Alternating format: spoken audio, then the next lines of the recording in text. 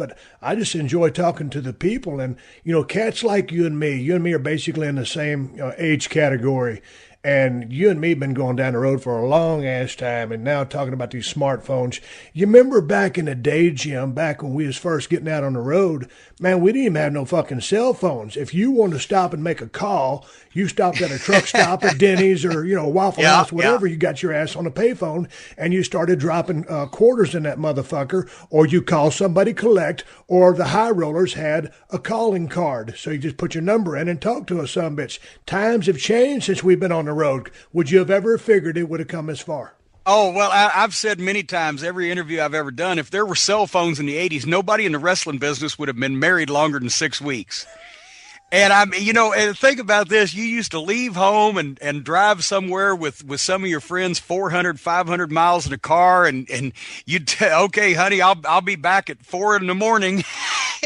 As a matter of fact, Dennis Condrey, about the Twitter thing, he had a great line. He said, I don't understand this Twitter thing. He said, because as I sit here, right now, I don't give a fuck what anybody in the world is doing and don't know why they would think that way about me.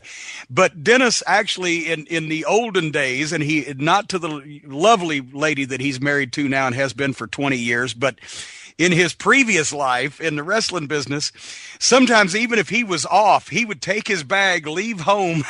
He'd go do whatever he was going to do. He would stop at a gas station bathroom, wet his tights down, and come back about 3 a.m. with a wet bag of tights. And that was a hard one tonight, baby.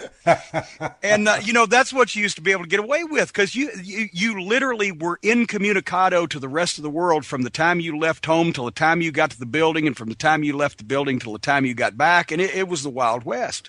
When did you first get your first cell phone? Because I know you couldn't have been like, back when those first cell phones came out, they're size of a fucking brick. And that was the rich folks had that phone. So I never had one of those. What was your first cell phone? When did you get that motherfucker? Well, I remember the ones the size of a brick because Paul Heyman hit me in the head with one in 1988 and crossed my eyes. I bled like a stuck hog on TBS, and not all of that was self-inflicted, I'll tell you that. Did he hard-way you with the cell phone?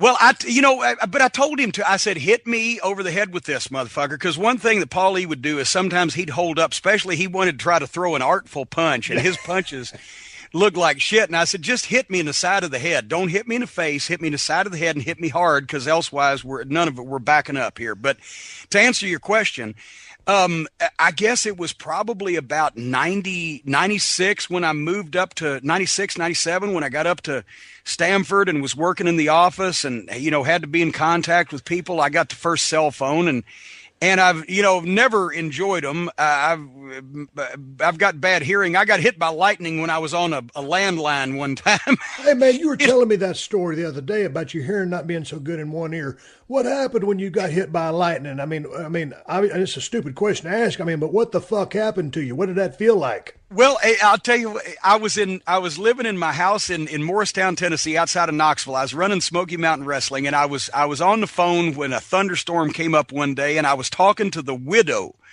of the late Whitey Caldwell, the all-time top babyface of East Tennessee wrestling, getting her to come to the Night of the Legends show to accept an award and everything.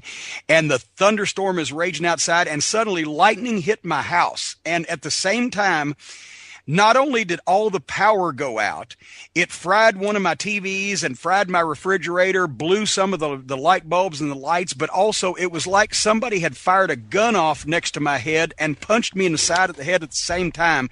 And I went over on the couch and the phone flew up.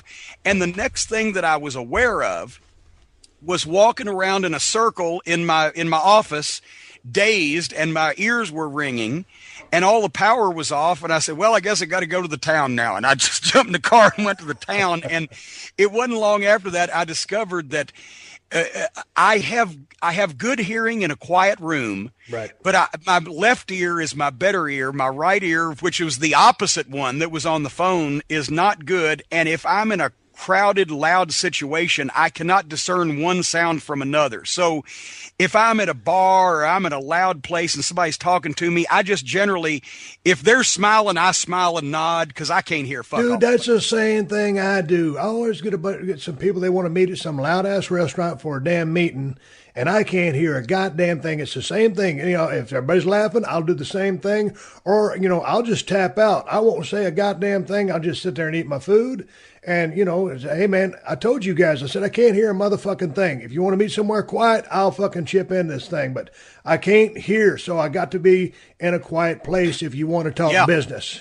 Yeah, and you know, and it's funny, Bobby Fulton of the Fantastics. One time we were having a match, gosh, I guess it was for an Atlanta TV taping, WCW taping, and some way or another, he and Bobby Eaton got screwed up on a spot coming off the turnbuckles, and Bobby Eaton landed on his head.